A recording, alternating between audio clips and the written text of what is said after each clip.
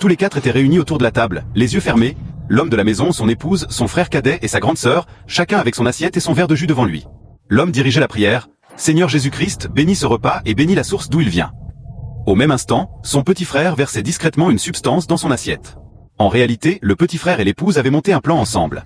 Elle voulait empoisonner son mari, et lui voulait empoisonner son grand frère. Mais au moment précis où il versait la substance, la grande sœur ouvrit les yeux et surprit la scène. Sous le choc, elle choisit néanmoins de rester silencieuse. Que tous les nutriments de ce repas nourrissent nos corps, poursuivit le grand frère dans sa prière. Amen, répondit le cadet. Bénis tous mes frères et sœurs réunis ici, continua-t-il. Amen. Bénis mon épouse bien-aimée. Elle répondit Alléluia. Alléluia. Amen.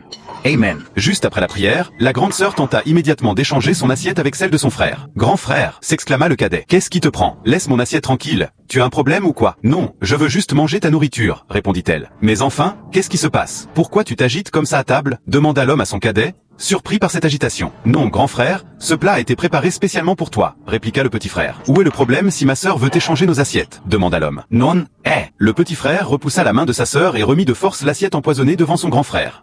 « Georges, on est à table, c'est quoi ce cirque ?» demanda l'homme. « Grand frère, c'est pour toi. »« On est sur un ring de boxe ou quoi ?»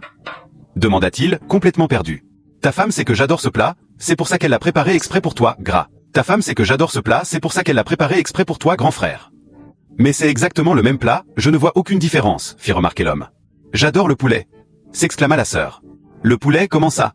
C'est pour toi. Tu ne cherches même pas à cacher que c'est une histoire d'argent, » lança le petit frère en secouant violemment le bras de sa sœur, qui se tordit de douleur.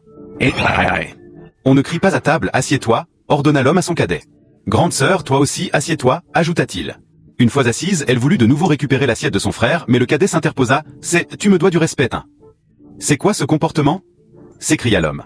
Sa femme, restée silencieuse jusque-là, finit par intervenir. « Laisse, chérie, que chacun mange ce qu'il a devant lui. »« On n'est pas fou, » rétorqua le petit frère. « Ne mange pas ce plat.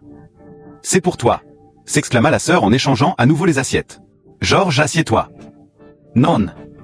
Ne mange pas ce plat, Seigneur, c'est quoi cette maison ?» se plaignit le petit frère. « Attendez, attendez, on se calme, » intervint la femme. « Belle-sœur, tu veux du poulet, c'est ça ?»« Oui, oui, » répondit-elle. « Eh bien, c'est tout simple, » dit la femme en lui tendant l'assiette de poulet. « Attendez, attendez, finalement, c'est ça qu'elle voulait manger ?»« Alléluia » s'écria l'homme en donnant à sa sœur l'assiette de poisson, qu'elle accepta. « C'est quoi ce désordre ? Tu me déranges vraiment, je suis fâché. Tu te prends pour qui? Tu crois qu'on est venu t'applaudir ici ?» lança la femme, agacée.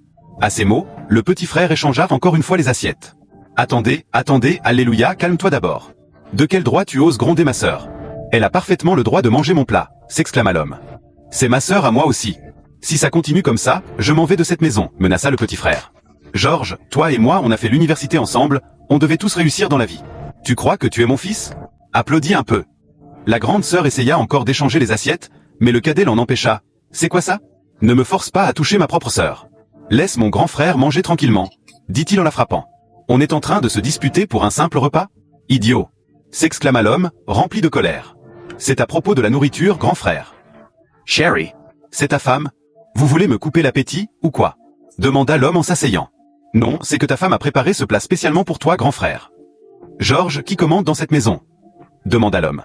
« Grand frère, calme-toi, laisse-moi juste convaincre notre sœur, » dit le cadet. « Pour un repas? Ah, non !»